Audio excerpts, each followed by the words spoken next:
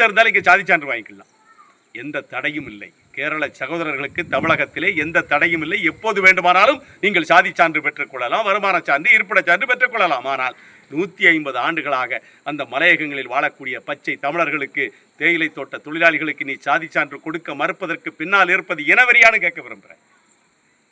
இனவெறியா இது? எப்படி இதை நீங்கள் கேட்கலாம்? இப்போ எங்கள் பிள்ளைக்கு என்ன செய்ய முடியலை?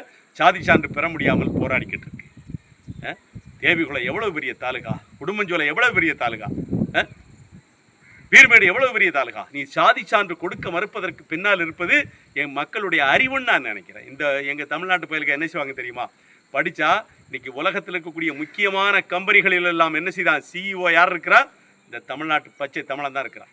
எடுத்துக்காட்டு கூகுளில் இருக்கக்கூடிய சுந்தர் பிச்சை, தெரியுதா? இந்தியாவில் பணக்காரர் பட்டியலில் அடுத்த இடத்துக்கு வந்திருக்கார். அடுத்து முதல் இடத்துக்கு போயிடுவார். சிவநாடார், தமிழ்நாட்டுக்காரன், ஒரு தமிழன், தெரியுதா? மூளை அதிகமாக இருக்குங்கிறதுனால இவன் எங்கே படித்து எம்ப்ளாய்மெண்ட்டில் இவன் மேலே வந்துடுவானோ அப்படிங்கிறதுக்காக நீங்கள் பயந்து என்ன செய்ய மாட்டேங்கிறீங்க?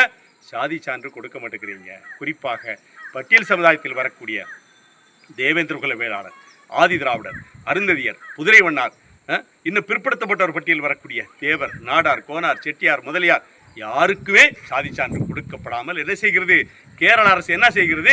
மத்திய அரசாங்கத்தை கை காமிக்கி. நான் ஒன்று கேட்குறேன். 2006 முல்லைப்பெரியார் தொடர்பான தீர்ப்பை உச்சநீதிமன்றம் வழங்கியாச்சு. நீங்கள் என்ன பண்ணீங்க? கேரள சட்டமன்றத்தில் அணைகள் பாதுகாப்பு சட்டம் என்ற ஒன்றை கொண்டு வந்து அந்த தீர்ப்பு, உச்சநீதிமன்றத்துடைய தீர்ப்பை நீங்கள் நிப்பாட்டி வச்சிங்க.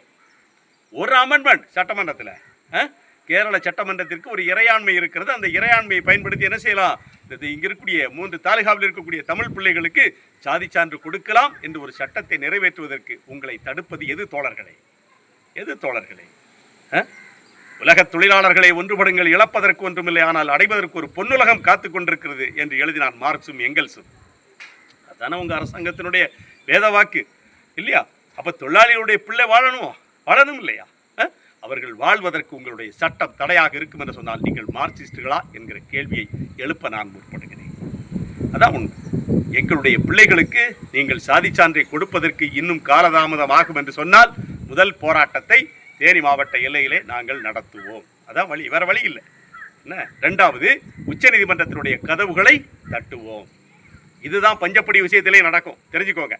உச்சநீதிமன்றத்தில் போய் நாங்கள் கதவை தட்ட போகிறோம். தட்டி பஞ்சப்படி விஷயத்தில் தேயிலை தோட்ட தொழிலாளிகளுக்கு எதிராக நடந்த அந்த அநியாயத்தை அங்கே போய் முறையிடுவோம். அதனால் எங்களுடைய பிள்ளைகளுக்கு சாதி சான்று கொடுப்பதற்கு தோழர் பினராயி தலைமையிலான இடதுசாரி அரசாங்கம் தெளிவான ஒரு முடிவை எடுக்க வேண்டும். தயவு செய்து தமிழ்நாட்டில் அதற்கான போராட்டத்தை தொடங்கி வைத்து விடாதீர்கள். நன்றி.